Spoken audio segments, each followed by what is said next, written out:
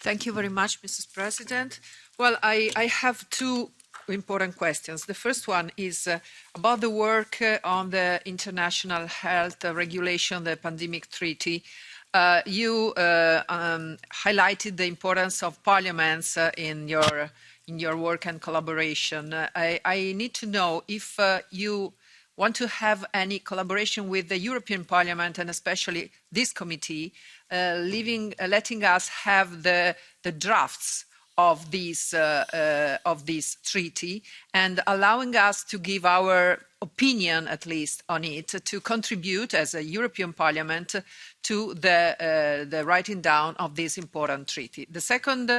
The second question is also about the origin of the virus. I'm really disappointed by the fact that after 2 years and a half, your organization hasn't yet been able to give a precise answer about these origins, because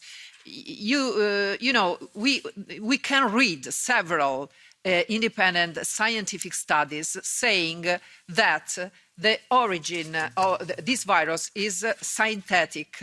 The Sars Cov2 virus has a synthetic origin, and this can be told not only investigating on the Chinese laboratory, but just investigating on the structure of this virus. In fact, the study that I've just read, published on the Bioxriv magazine, I quote, says that the endonuclease fingerprint indicates a synthetic origin of Sars Cov2, and there is a detailed list of reasons for which the structure of the virus cannot be a natural one. So if some of your accredited scientists have arguments to dispute the results of these studies, please do it, but just give us some answers, because you said that the human greed is one of the main reasons basing the diseases and the outbreaks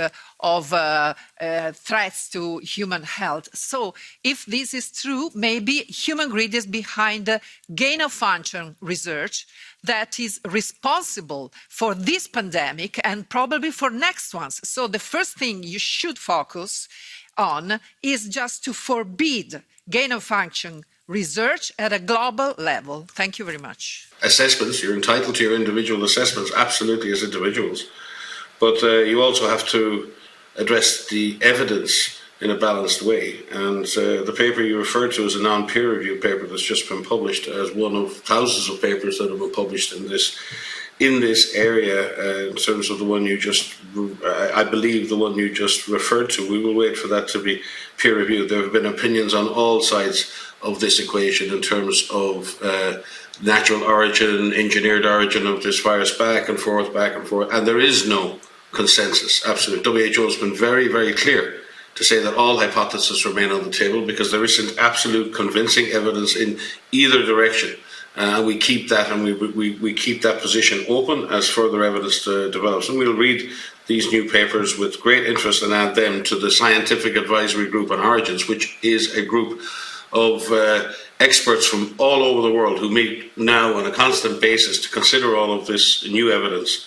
In terms of, I can't speak to the issue of the EU's support to gain-of-function studies or support to labs in Wuhan. That's for the European Union and its member states to sort out. I'm not there to provide you with information as to what your own member states are doing or not